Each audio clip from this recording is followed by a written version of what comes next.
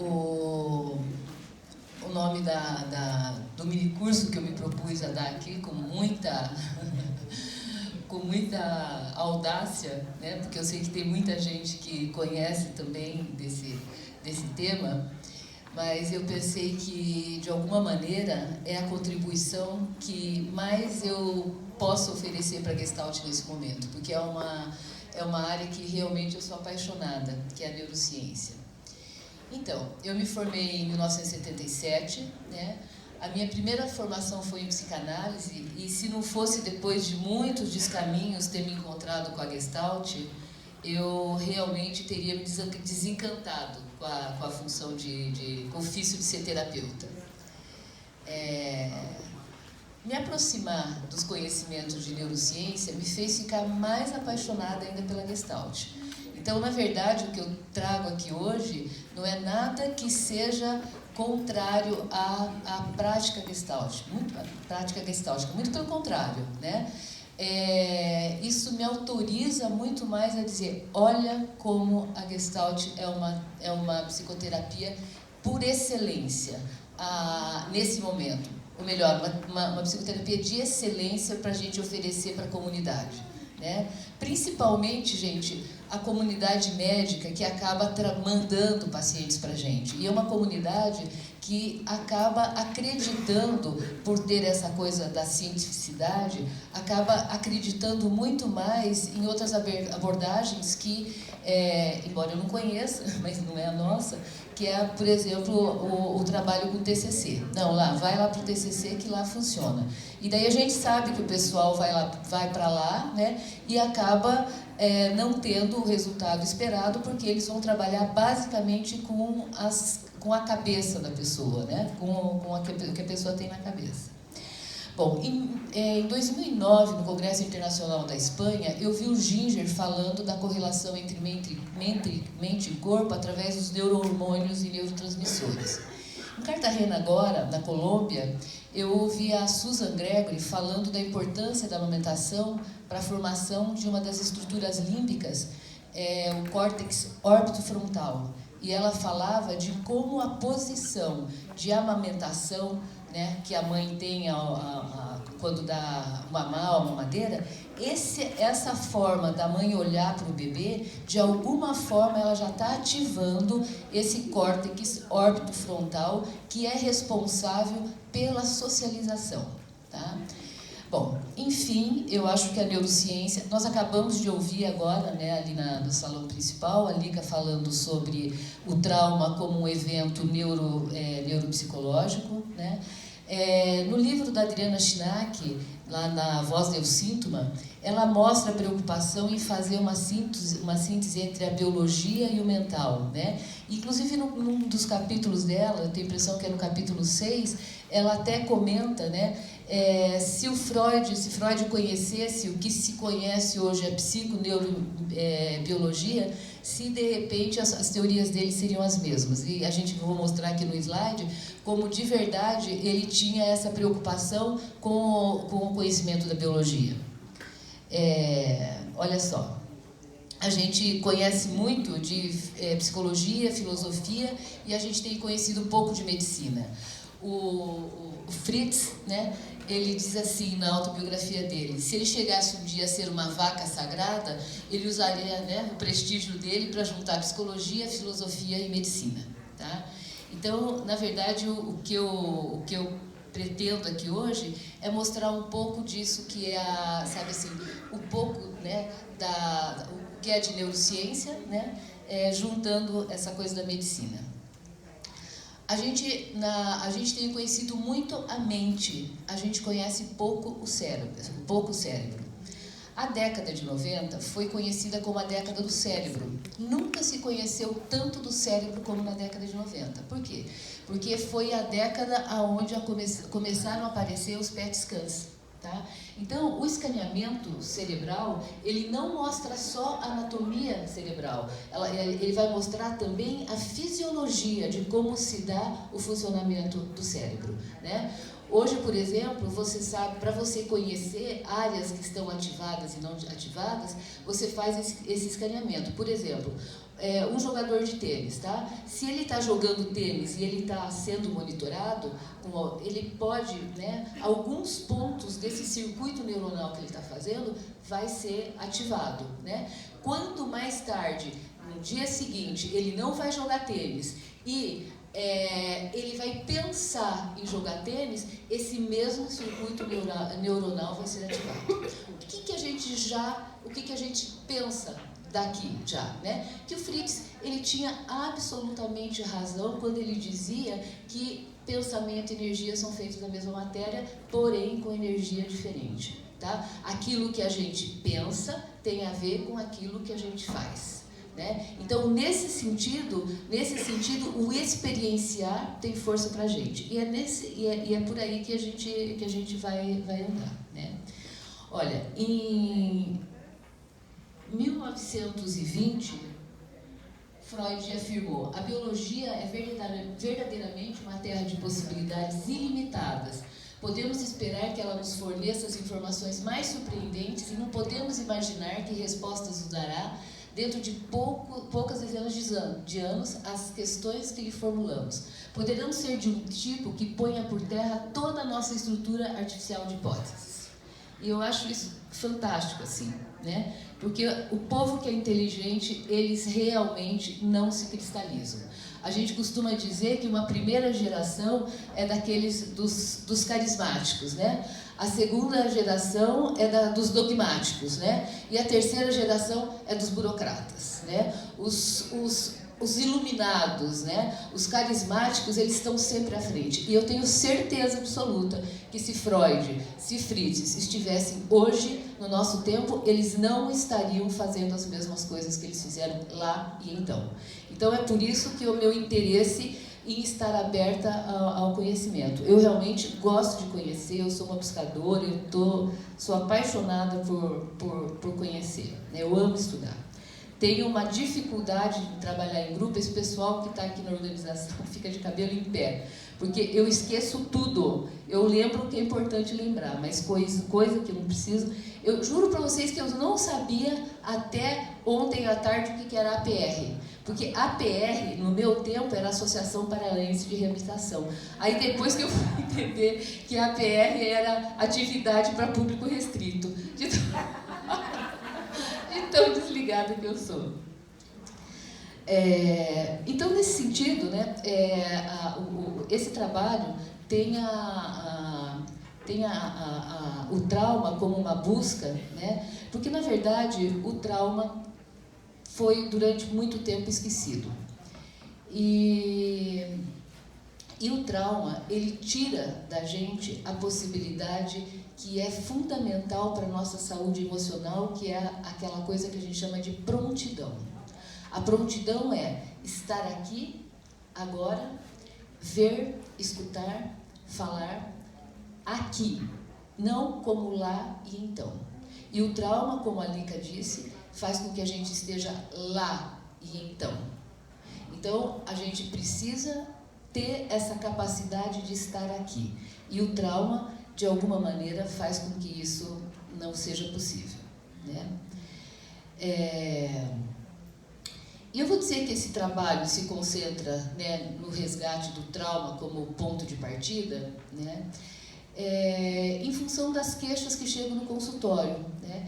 E eu falo de resgate porque o trauma ficou esquecido durante muito tempo. E hoje, para mim, esse conceito é fundamental para compreender quadros como TEPT, transtorno do pânico, transtorno generalizado de ansiedade, insônia, depressão, queixas psicossomáticas, comportamentos destrutivos repetitivos, fibromialgia e outros quadros mais graves como o transtorno de personalidade borderline. Gente, tudo isso foi conhecido antes como histeria. A primeira vez, né, que o Freud, quando ele chega na França, ele conhece um monte de mulheres naquele hospital com sintomas que se pareciam com isso. A partir de 1980, por exemplo, que se começa a conceituar o transtorno de estresse pós-traumático. Gente, não é a ideia, não tem nenhuma pretensão de pensar que a Gestalt vai trabalhar com diagnóstico fechado. Não é isso. A gente sabe que a gente sempre tem o mesmo começo e sempre o mesmo caminho. Qual é o caminho que a gente faz? A gente faz o caminho da ressensibilização. A gente não acredita numa terapia de resolução de problemas. A gente acredita numa psicoterapia que faz com que a pessoa realmente tenha prontidão, que ela tenha capacidade para ver, para escutar, para sentir, né? Então, quando eu falo desses quadros, eu não estou falando que nós vamos nos basear a partir desse diagnóstico para fazer qualquer trabalho. Muito pelo contrário, as pessoas falam, e o que eu faço com isso? O caminito é sempre o mesmo.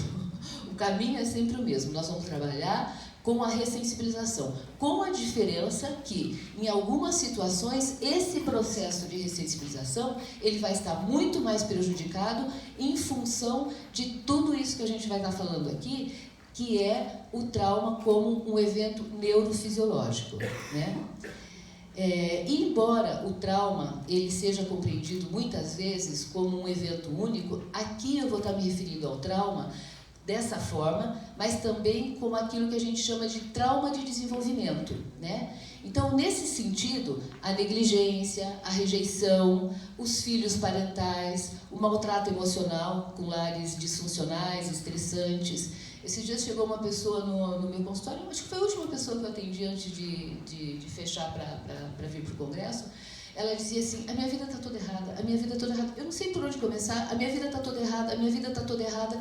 E eu fiquei imaginando, mas era uma mulher tão bem composta, me contou que os 2 filhos, um estava na Austrália, o outro estava morando no Nordeste, e a vida dela estava toda errada porque ela tinha simplesmente vivido.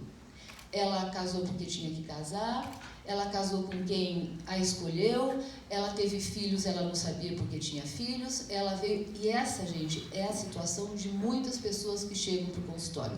Pessoas que não se reconhecem nas suas escolhas. Pessoas que chegaram como quem vem com a boiada. E, aliás, é a minha história. Né? A gente vai fazendo coisas e a gente não sabe como é que a gente fez. A gente simplesmente veio, né?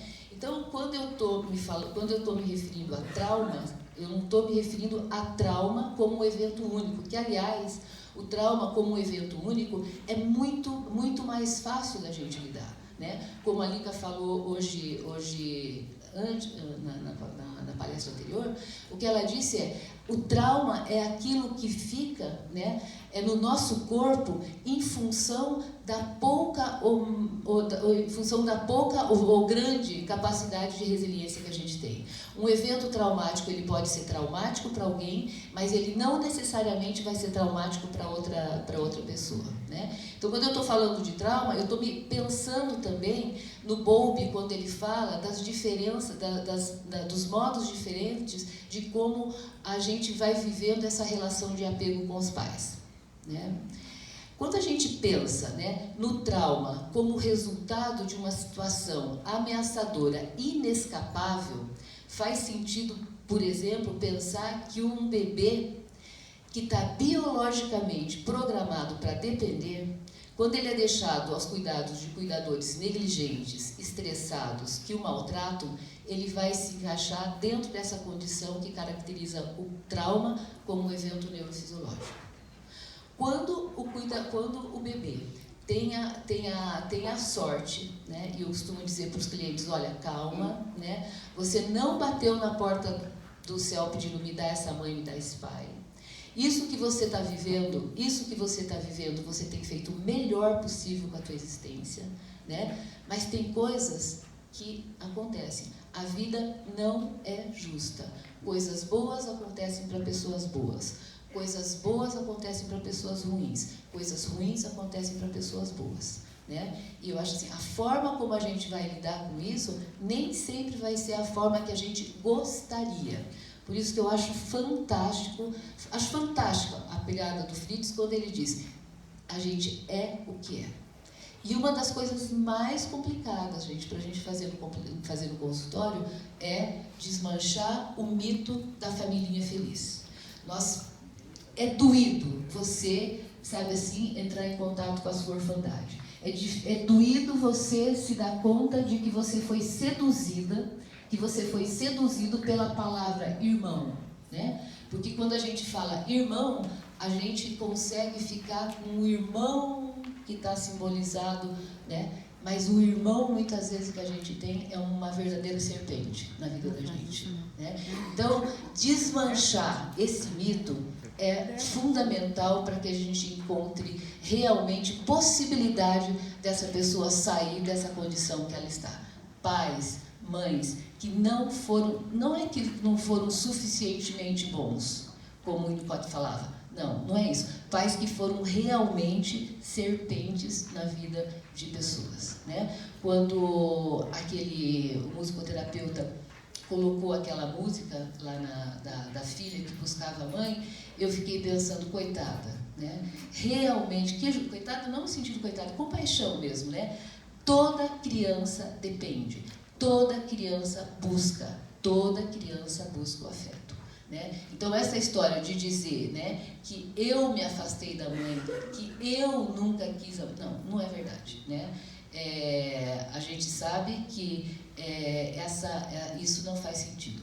Peter Levine estudou isso, Bowlby estudou isso, ele era um etologista e ele começou a mostrar padrões inatos, né? E a criança, ela busca o cuidador, né? Então, dentro dessa perspectiva, a nossa arquitetura cerebral é resultante da qualidade das experiências relacionais que temos com o nosso cuidador. O cuidador principal, gente, é o regulador bioquímico da criança. O cuidador principal é o regulador bioquímico da criança. E esse processo se dá basicamente no primeiro ano de vida.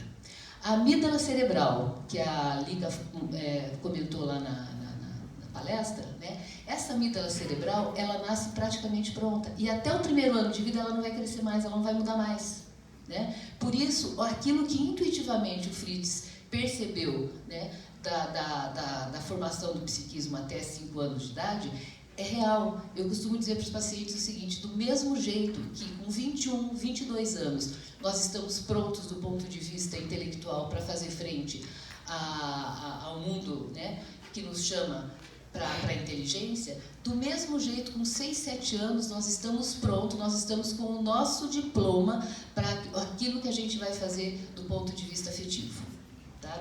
No nosso nível mais profundo. E é impressionante, porque 21, 22 anos coincide exatamente com a maturação daquilo que nos faz verdadeiramente humanos, que é o nosso córtex pré-frontal, que é uma das estruturas que a gente vai estudar, que faz parte também do processamento de informações, e é uma parte importante para a gente entender o trauma, tá? Veja, mães estressadas, mães deprimidas, mães que mães que foram mães precocemente, mães que foram mães dos irmãos. Essas mães, quando elas chegam para a maternidade, muitas vezes elas não têm condições de fazer com que esse bebê se autorregule, né? Tem alguns experimentos fantásticos que mostram como o espelhamento que o bebê vai fazendo, que a mãe vai fazendo para o bebê, né? E ele vai captando e ele vai mudando em função desse cuidador principal. Vou falar bem rapidinho sobre o atraso na compreensão do trauma, né? Por que de repente se começou a falar em trauma, né? Eu me formei em 1977. Se eu conhecesse isso, com certeza eu teria, não sei, a gente fala isso de repente não é verdade, né? Mas eu fico com a ilusão de que eu teria sido uma mãe melhor, sabe? De que eu teria sido uma mãe mais presente, de que eu entenderia melhor o que uma criança precisa. Bom, pior que a gente só pensa, né? Faz tudo errado. Bom, quando em 1885 Freud chega a Paris, ele tem 29 anos. A cidade está cometida por uma espécie de epidemia chamada histeria, né? Salpêtrière, o maior hospital da Europa, com 8.000 camas, alberga uma multidão de mulheres possuídas por impulsos obscenos. Em 1890, Charcot, Freud, Brauer e Pierre Janet chegaram à conclusão de que a histeria era um quadro causado por um trauma psicológico. O mais frequente era o de haver sido vítima de abuso sexual. Essas mulheres desafiaram Freud, Charcot, que desafiaram a Freud, né? E Charcot, com a hipnose, domesticava essas mulheres exaltadas. Aí, utilizando também a hipnose, foi quando Freud começou a vislumbrar a etiologia sexual da histeria. Em 1896, diante da Sociedade de Neurologia e Psiquiatria Vienense, Freud afirma, através de um ensaio intitulado A Etiologia da Histeria, que a origem da neurose encontrava-se em traumas sexuais precoces. Isso depois se chamou a teoria da sedução. Ele foi recebido muito friamente pela Sociedade Vienense de Psiquiatria e de Neurologia, e isso o desestimulou na sua pesquisa. Mesmo depois de ter constatado cenas de exposição precoce à sexualidade em 18 casos que atendeu, e encontrar situações como essas em que relata a fala de um paciente. Quando criança, um dos seus pacientes era obrigado a excitar a genitália do adulto com o pé, e mais tarde ele fixou durante anos uma tensão neurótica nas suas pernas e respectivas funções, o que finalmente produziu uma paraplegia histérica. Em 21 de setembro de 1897, um ano depois da apresentação do seu ensaio, Freud voltou atrás na sua posição, e daí ele criou a teoria da sedução, e deixou lugar à teoria da fantasia inconsciente, complexo de Édipo, a sexualidade infantil, e nasce então a teoria das pulsões. Por fim, me vi obrigada a reconhecer que aquelas cenas de sedução nunca haviam existido e que somente eram fantasias que minhas pacientes haviam inventado. Já não creio mais em minhas neuróticas. Ele continua com a teoria da sedução dentro da teoria das pulsões, e ele vai dizer o seguinte, que realmente a criança ela é seduzida pelos cuidados que a mãe de alguma forma oferece em relação à higiene e tal. Gente, simplesmente houve pelo menos 100 anos de atraso na compreensão do trauma. Tá? A partir de 1980, né, os escritos de Alice Miller, o Jeffrey Moussaieff Masson, que escreve Atentado à Verdade, eles começam a lançar luz a um fato pouco aceito nos meios psicanalíticos. O Freud abriu mão da teoria da sedução não como um insight clínico-teórico, né? Inclusive tem muitos que veem nisso um ato de covardia, né? Ele ter retrocedido porque de alguma forma ele não foi aceito, e muitos das pacientes eram pessoas com pais influentes naquela época. Bom, então isso fez calar nos consultórios aquilo que já era encoberto em casa, né? O abuso sexual, físico, emocional tem sido subdiagnosticado com autorização oficial da ciência que poderia falar sobre ele. É lógico que a Gestalt nasce num tempo, né, onde, de alguma forma, o trauma não era falado, né? Eu vi a Liga falando sobre a criança interior, e se vocês prestam atenção na fala do Fritz, ele teve uma posição de muito desprezo pela criança, né? Ele, de alguma forma, provocava o paciente, ele não aguentava, né? Ele não aguentava o paciente chorão, ele não aguentava. Eu, particularmente, vejo, né, todo mundo conhece a biografia dele e tal, eu provavelmente vejo que é uma parte negada dele, né? E isso não minimiza, né, a grandeza dele e toda a percepção que ele teve. Bom, eu vou aqui introduzir, então, para falar de trauma, o modelo McLean de cérebro. Tá?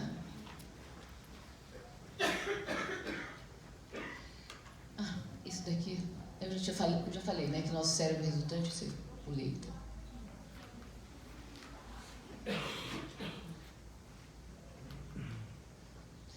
Tá, então a gente tem... Gente, o nosso cérebro, ele cresce assim, ó, da nuca para a testa, tá? E é o único órgão do corpo humano que vai representar, que mostra as camadas da nossa evolução filogenética, tá? Segundo esse modelo, a gente vai falar, né, do cérebro como uma tríade ou um cérebro trino, né? O cérebro reptiliano, né, o cérebro límbico e o cérebro cortical, né? E ainda, segundo ele, tem uma especificidade quanto aos hemisférios direito e esquerdo do cérebro. O hemisfério esquerdo guarda as informações, enquanto o hemisfério direito guarda as emoções. Tá? O cérebro reptiliano é a estrutura mais antiga e comanda as funções automáticas como respiração, digestão, reprodução, circulação, fome e a execução de resposta. A execução da resposta luta e fuga. Né? Tem milhões de anos de sabedoria para garantir condições básicas da nossa sobrevivência.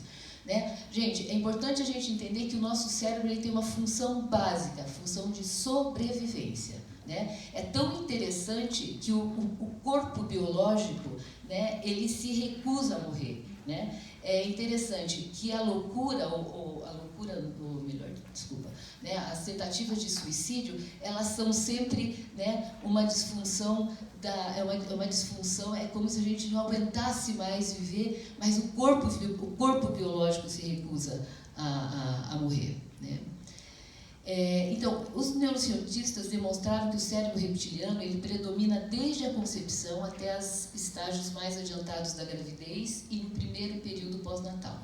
Qual que é a linguagem do cérebro reptiliano? Tá? E isso que eu acho legal, sabe, assim, isso que é legal a gente trazer para a clínica, né? A gente está muito acostumado, a gente é seduzido pelas palavras. Eu gosto quando o Fritz fala, né? Não preste atenção nas palavras, ouça o som das palavras, né? De alguma forma ele estava levando a gente para isso, né? Então qual que é a linguagem do cérebro reptiliano, né?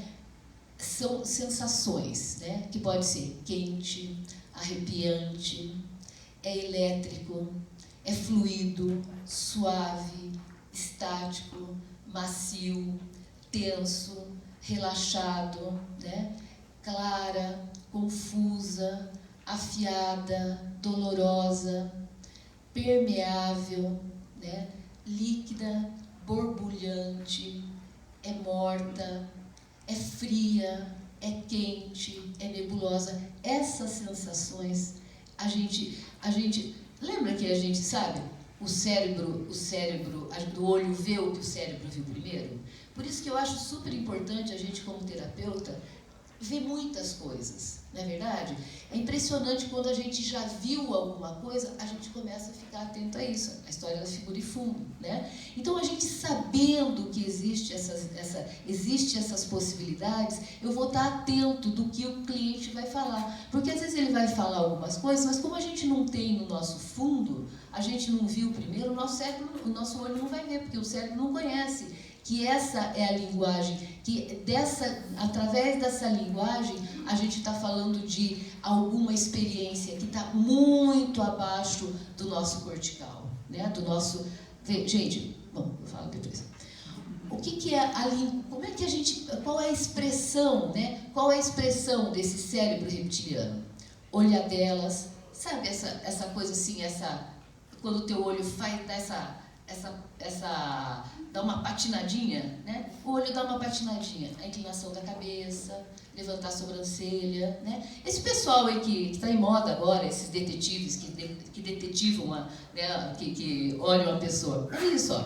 Inclinação da cabeça, levantar a sobrancelha, morder o lábio, abrir a narina, tiques faciais, tossir, espirrar, engolir, bocejar, né? Olha como a nossa cultura vai contra tudo aquilo que é a nossa sensorialidade.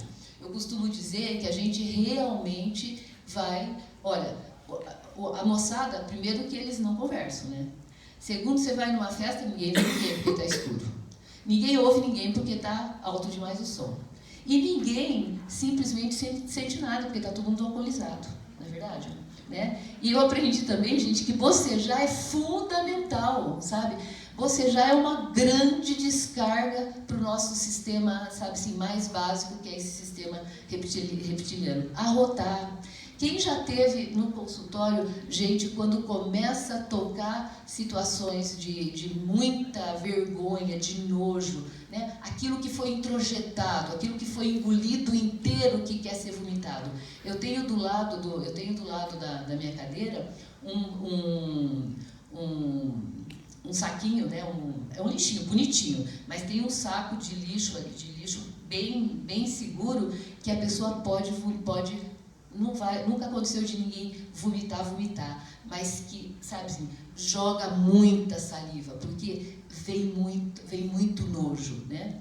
Normalmente, quando a gente começa a falar de abuso sexual, vem muito, muito nojo.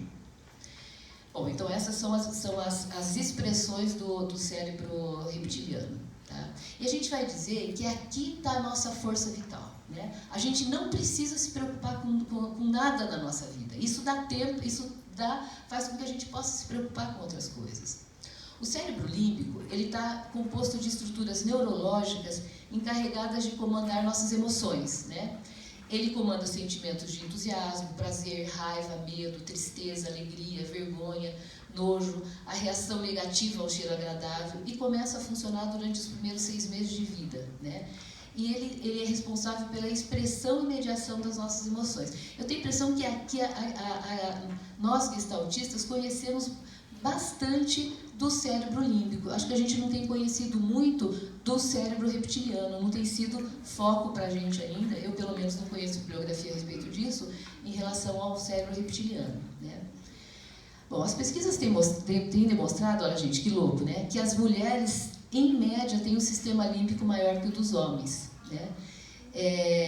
Isso até fala, né, da coisa da maternidade, né?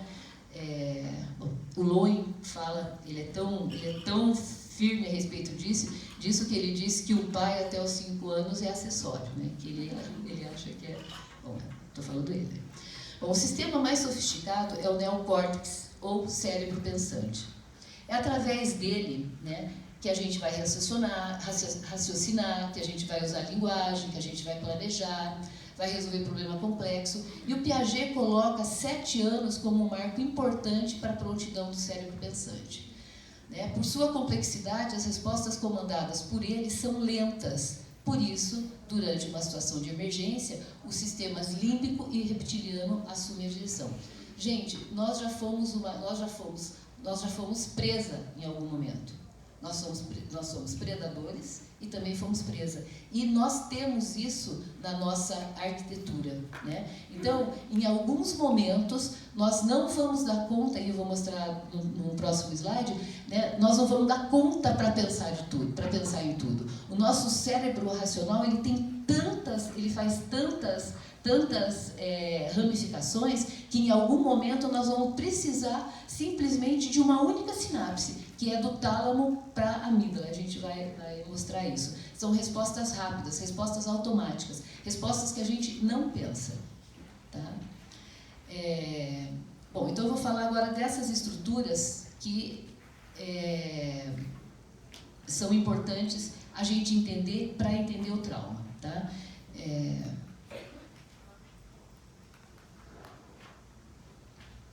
A amígdala, tá? Essa bolinha vermelha aí, essa que eu falei, que ela está pronta no primeiro ano de vida. Depois do primeiro ano de vida, ela não vai crescer mais nada. Né? Então, veja só, os sinais vêm do tálamo, tá? Como a Lica falou. Todos os sinais, eles passam por essa estrutura ali, que se chama tálamo, tá? O tálamo, ele vai fazer, né? Ele vai fazer com que a amígdala é nosso detetor do medo. É aquela que é como se ela tivesse algo assim. Isso me fere? Eu odeio isso? É algo que me ameaça? Né? Se a resposta é sim, a amígdala soa como um alarme. Né? Ela seria o centro processador do medo. O que acontece? Quando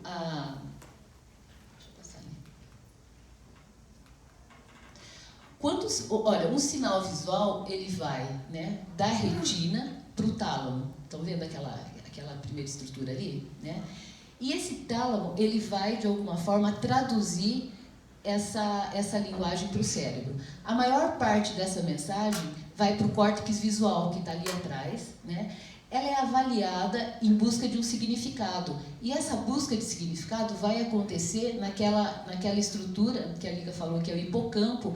E o hipocampo, ele tem uma função fantástica. Ele diz qual o significado que isso tem. Porque o hipocampo, ele guarda todas as memórias. Então, o hipocampo, ele tem essa capacidade de simbolizar.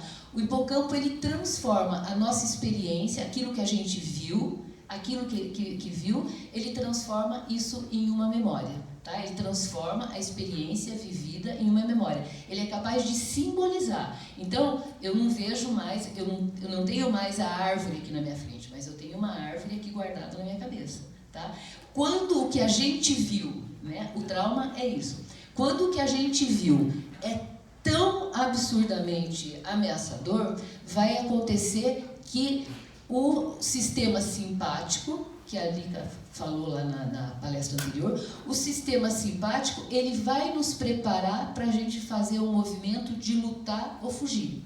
Né? Quando a gente luta ou foge, né, a gente consegue, de alguma forma, descarregar toda aquela energia que foi mobilizada nesse processamento do sistema simpático. Vou falar mais detalhadamente sobre isso. Quando isso não acontece, toda essa energia fica retida no nosso organismo, e essa energia retida no nosso organismo que a gente vai chamar de trauma. Então, por isso que o Peter Levine fala que o trauma é aquilo que fica da experiência no nosso corpo. Tá? E, nesse sentido, uma gestalt inacabada. Todo ato que começa, ele precisa ser terminado. Né? Todo ciclo, né, precisa ser terminado. Então, o hipocampo, ele vai dar também, ele vai de alguma forma fazer com que a pessoa entenda, contextualizar. O hipocampo é importante para contextualização. Isso aconteceu, né? Ele vai guardar essa memória e vai dizer, tá bom, isso aconteceu quando era pequeno, foi aquele professor que me puxou a orelha, eu não estou sendo puxado a orelha o tempo inteiro. Ele vai fazer isso e ele vai também dar uma ideia de começo, meio e fim. Ele vai dar sequência. Tá? O que acontece muitas vezes é que toda vez que o estímulo chega para o nosso tálamo, existe a possibilidade de dois circuitos. Um circuito que é esse maior, que vai envolver todo o cérebro, ou um outro que é feito uma sinapse do tálamo, amígdala e amígdala ativando o sistema simpático. E quando se ativa esse sistema simpático, né, o que acontece? A gente pode ter três respostas. A gente pode ter uma resposta, segundo o Peter Levine, a gente vai ter uma resposta de luta, fuga ou congelamento. E a resposta que vai interessar aqui pra gente é a resposta de congelamento. Tá? Deixa eu seguir aqui, se eu não... Olha, bom, deixa eu ler aqui o hipocampo para fechar o que eu falei. O hipocampo, então, é responsável pela gestão das memórias. Ele está pronto só depois de 2 anos e meio, entre 2 anos e meio e 3 anos. Antes disso, a gente não tem uma memória, sequencial. Por isso que quando a gente lembra, né? Por isso que quando a gente lembra de algumas coisas, a gente lembra como se fosse fotos. Porque a nossa memória racional, ela começa a funcionar a partir de 6, 7 anos. E aí eu acho a grande sacada da Gestalt quando a gente usa, por exemplo, a linguagem das fantasias, do experimento. Porque o que a gente vai fazer? A gente vai criar uma narrativa para isso que ficou como um vazio de informação. Né? Não existia, a gente tinha memórias, a gente tem memórias, sensações, memórias somáticas, memórias corporais. A gente tem toda essa linguagem e a gente não tem uma informação. E nós somos integrados, nós precisamos nos explicar, nós precisamos nos contar uma história. Eu costumo dizer, né, que o nosso cérebro, o nosso cérebro pensante, né, adora contar histórias, né, e o nosso cérebro límbico dá o tema. E daí eu acho fantástico aquilo que o Fritz dizia, né? Tipo assim, ele dizia que o intelecto é prostituta da inteligência. E eu acho fantástico isso, porque, na verdade, quando você pensa na inteligência como sendo o resultado desse todo, faz todo sentido entender o intelecto como aquela fala vazia, né? E eu acho que houve uma degradação dessa posição do Fritz, porque o que eu tenho conhecido da obra dele, eu acho um cara extremamente inteligente, e ele apreciou os inteligentes, né? Então não é a banalização da inteligência, mas é o que ele chamou de intelecto, que é aquele palavreado que não te leva a nada. É você ficar naquela primeira camada do como se, naquela primeira camada da máscara, naquela primeira camada que ele chamou em algum momento da camada Eric Berne, né? Bom, então o hipocampo é responsável pela gestão das memórias. Gente, se eu estiver falando alguma coisa, vocês podem me perguntar se não estiver entendendo. Eu até pedi para a Lica estar aqui, para ela me acompanhar. Se tiver completar alguma coisa, por favor, porque eu não me perco aqui, tá? Vocês podem, se quiserem interromper, fiquem bem à vontade, tá? Então, eu estava dizendo que o hipocampo ele vai estar pronto só depois de 2 anos e meio até 3 anos. Eu tenho atendido, né, assim, eu tenho tido a felicidade de atender gerações, né? Então, o que acontece? Às vezes eu vejo um filho contando do jeito dele exatamente o que a mãe contou. Eu lembro de uma situação onde eu pedi para uma mãe colocar, né, através de uns fantoches, de uns bonecos, como era a família dela. E ela colocou um dos filhos, né, o primeiro filho, que foi um filho que ela não quis, que ela rejeitou um monte, ela colocou esse filho representado por um rato horroroso que eu tenho lá no meio das coisas. E aquilo me chamou muita atenção, né? Passa um tempo, ela me encaminha o filho, né? E daí eu usei o mesmo saco, só que dentro desse saco tinha dentro desse saco tinha um boneco, um bichinho lá, que toda hora eu falava, pô, preciso tirar desse saco, porque ele está estragado, esse bicho. Aí eu esquecia de tirar o bicho de lá. Aí, quando o menino veio, ele procurou o bicho, e era um bicho que estava sem cabeça. Um bicho horroroso sem cabeça. E o bicho que ele achou para se colocar era o bicho sem cabeça. E era impressionante o que ele contava sobre ele, como batia com aquilo que a mãe tinha vivido na relação com ele. Então, o que acontece? Tem uma memória ali, né? É uma memória não falada, é uma memória não verbal. Então, se existe um desafio hoje para mim dentro da Gestalt, né, que eu tenho visto acontecer em outras áreas, né, como o Brainspotting, o MDR, experiência somática, todas essas áreas o pessoal tem caminhado no sentido de como abrir essa memória. Como a gente vai fazer com que esse cérebro mudo, que é esse cérebro reptiliano, que é esse cérebro límbico, comece a colocar em palavras. Porque não adianta só, né, até como a Lica falou no começo, fazer catarse. Bota o povo no trauma e chora. Não, a gente precisa de alguma forma aprender a articular isso. Né? A Alice Miller diz assim, aquilo que a gente não articula, a gente atua. Né? Aquilo que eu não consigo colocar em palavras, eu atuo. E eu vou tropeçando sempre na mesma pedra. Né? Então eu estou de novo naquela situação onde eu estou me fazendo útil para todo mundo. Eu estou de novo naquela situação onde eu preciso me colocar em situações arriscadas. Eu estou de novo naquela situação onde eu tenho certeza que ninguém me quer. Eu tenho certeza, eu estou vendo pelos olhares, mas eu estou ali. Eu estou ali plantada porque eu preciso receber aquilo que eu não recebi. A Violet, na Espanha, ela falou um troço que eu achei super legal. Ela disse assim, que nós buscamos a perfeição. Nós buscamos a perfeição. Então, quando você vai de novo para o mesmo cenário, é como se você fosse ali e buscasse. Não, agora vai dar certo. Tá bom, lá eu não recebi, agora eu vou receber. Então, gente, essa história de gata borralheira que se torna princesa é roubada, mas é roubada, sério.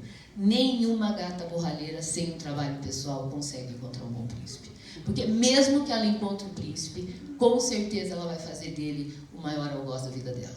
Né? Então a gente precisa realmente, sabe assim, arrumar um jeito, né? Abrir essa memória para que aquilo que ficou machucado seja resolvido, para que eu não precise ficar buscando em cenários parecidos fechamento de ciclo. Tá, então, falando do hipocampo, ele que é responsável por transformar a experiência vivida em palavras, né? Ele também mostra o contexto em que o evento pode acontecer, né?